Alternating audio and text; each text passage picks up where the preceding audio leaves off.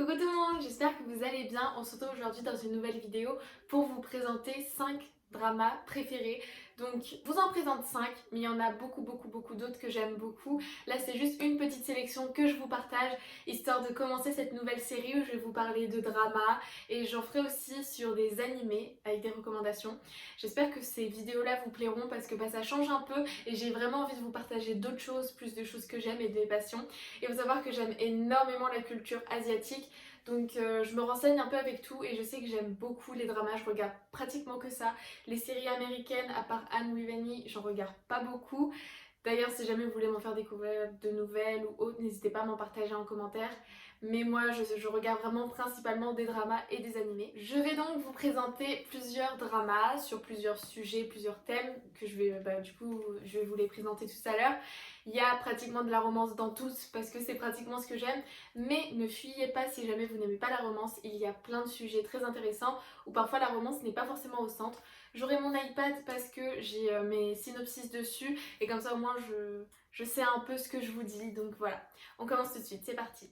사랑을 했다 우리가 만나 지우지 못할 추억이 됐다 볼만한 멜로드라마 괜찮은 결말 그거면 됐다 널 사랑했다 우리가 만들 love 시나리오 이젠 조명이 꺼지고.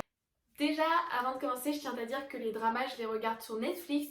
Donc, si jamais vous avez déjà cette plateforme, sachez qu'il y a plein de dramas et qui continuent à en mettre. Donc, je vous invite fortement à soit prendre un abonnement sur Netflix ou partager avec quelqu'un, je sais pas. Mais moi, c'est là où je les regarde. Sinon, il y a un autre site où vous pouvez regarder des dramas gratuitement et avec plusieurs langues. Vous pouvez les regarder sur Rakuten Viki, donc moi j'appelle plutôt ça Viki, et c'est une application d'ailleurs que j'ai sur mon iPad qui est gratuite où vous pouvez du coup regarder des dramas asiatiques. Voilà. Juste avant de débuter ma sélection, encore une fois, je vais vous dire à peu près ce que c'est les dramas, donc c'est pas la meilleure définition mais c'est celle que je connais. Les dramas c'est simplement des séries asiatiques, ok, donc ça peut être des dramas chinois, coréens, vietnamiens, thaïlandais, il y en a beaucoup. Moi principalement ce que je regarde c'est des dramas japonais mais sinon c'est des dramas coréens et chinois. Voilà, je me tourne plus vers cela, mais il y en a plein. Il y a tout plein de sujets, vous pouvez trouver ce que vous voulez. Ne vous inquiétez pas, au fur et à mesure où je vous en présenterai, je vous présenterai des genres plus variés. Mais ça s'appelle drama parce que à l'époque, les séries qui faisaient comme ça, c'était souvent des séries dramatiques avec en gros des histoires d'amour où la fille elle tombe amoureuse d'un mec qu'elle rencontre, mais en fait c'est son cousin ou son frère, quelque chose d'éloigné. C'était vraiment des choses très dramatiques. Donc voilà d'où vient le nom drama. J'espère que c'est un peu clair. Et on commence tout de suite. Je vous présente My AD Gam Gam Beauty.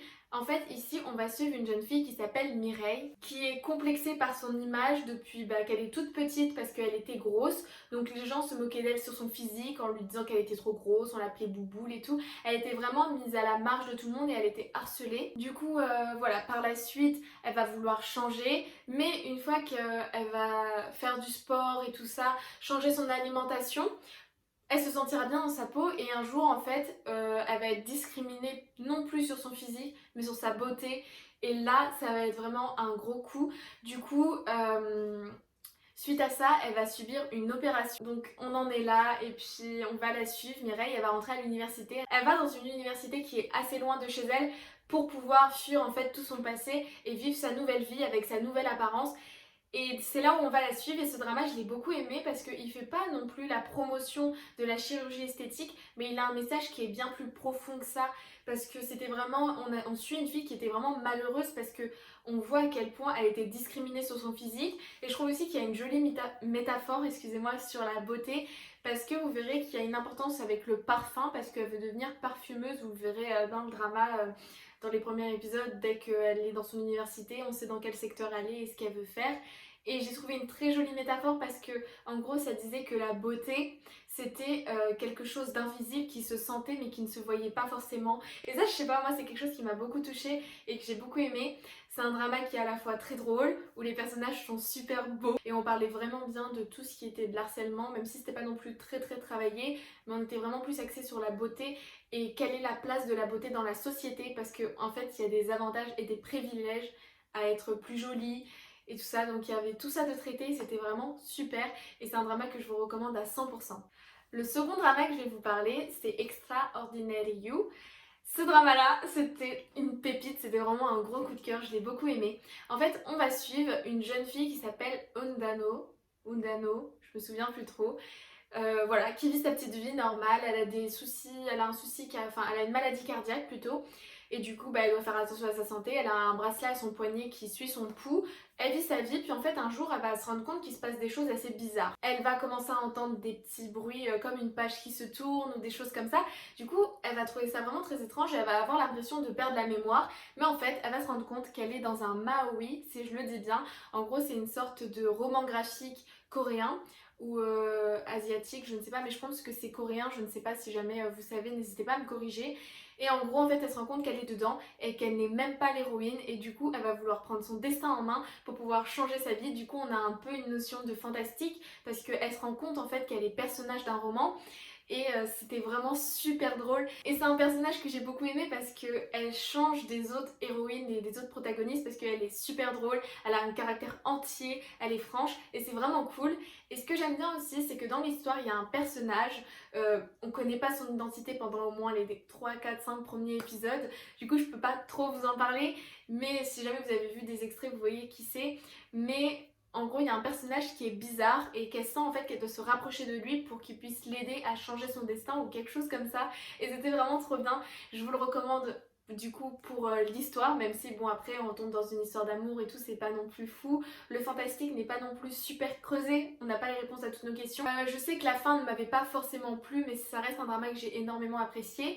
Mais je peux vous recommander aussi ce drama pour la beauté du film en fait, genre les comment on appelle ça? Les angles, voilà, c'est un très beau travail sur tout ce qui est cadrage, les images et tout, c'est vraiment très beau et c'était vraiment super bien. Je vais maintenant vous parler du drama Romance à bonus book. Franchement, les titres en anglais, c'est pas facile pour moi. Ce drama-là, je l'ai trouvé très intéressant parce qu'il aborde plusieurs thématiques. Déjà, il parle du rôle et la place de la femme en Corée, une femme qui a eu des enfants parce qu'on va suivre la protagoniste, je me souviens plus de son nom.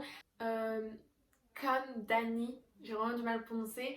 Et en gros, c'est une femme qui a dû arrêter de travailler parce qu'elle est vraiment surdiplômée, elle est très intelligente, mais elle a dû arrêter de travailler pour s'occuper de sa famille et pour devenir une femme au foyer. Donc elle s'est occupée de son mari et de sa fille. Mais malheureusement, son mari l'a quittée, il est parti et elle s'est retrouvée toute seule à s'occuper de sa fille. Sauf que sans métier, sans argent, sans rien, c'est pas facile de pouvoir vivre, du coup il y a sa maison qui est en démolition, elle a dû envoyer sa fille étudier à l'étranger et elle galère pour trouver un endroit où pouvoir travailler en fait, elle n'arrive pas à trouver du travail parce qu'elle est trop âgée pour la société coréenne et puis ils se demandent qu'est-ce qu'elle a fait pendant ces 7 ans ou 9 ans, je sais plus combien de temps ça dure et pour eux en fait une femme au foyer ne fait rien et c'est totalement faux parce que vous allez voir comment ça va se passer et comment elle en parle et j'ai beaucoup aimé ce côté là.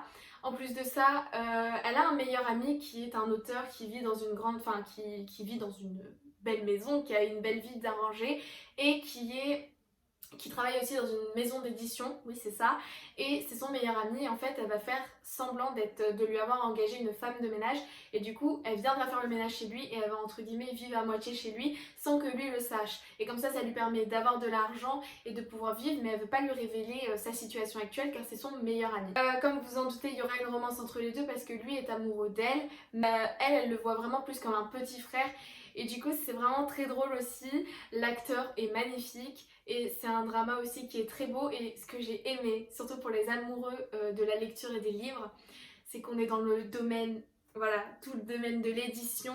Donc il y a beaucoup de choses, c'est pas non plus axé sur ça, mais c'est quand même très important et ça a une grande place. On va parler de livres, d'édition, d'auteurs et de plein d'autres choses. Et c'était vraiment très intéressant et c'est un drama qui est vraiment super cool et que je vous invite à regarder en fait. Pour finir, je vais vous parler d'un autre drama qui est quand même beaucoup plus connu, c'est Love Alarm, mais je pouvais pas ne pas vous en parler.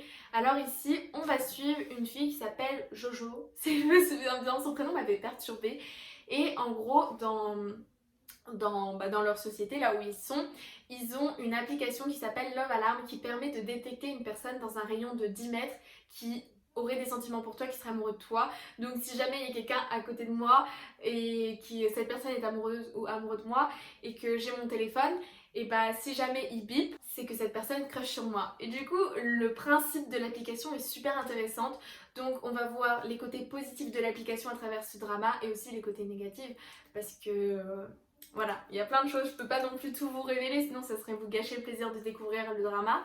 Donc on va la suivre, va y avoir un nouvel étudiant, un beau gosse, tout ça qui va débarquer. Et va y avoir une romance, mais assez particulière, vous allez voir, parce que on va aussi suivre la vie de Jojo qui n'est pas forcément facile, car elle a vécu un traumatisme qui n'est pas développé dans le début, donc je peux pas encore vous en parler. En plus, c'est un drama qui est fait par Netflix, du coup on peut l'écouter en plusieurs langues, donc si vous voulez l'écouter en audio anglais, parce que la plupart du temps les dramas c'est un audio coréen et vous pouvez regarder le sous-titre que vous voulez, et du coup je trouve ça cool. C'en est tout pour ma petite sélection de dramas. J'espère que cette vidéo vous aura plu, que vous aurez découvert des dramas, et j'espère vous avoir aussi donné envie d'en regarder, parce que franchement foncez-y, c'est trop bien. Voilà, je vous remettrai tous les titres en barre d'infos, comme ça vous pouvez les retrouver. Je pense que je découperai la vidéo lorsque je parle de tel ou tel drama, ce sera peut-être plus facile pour vous.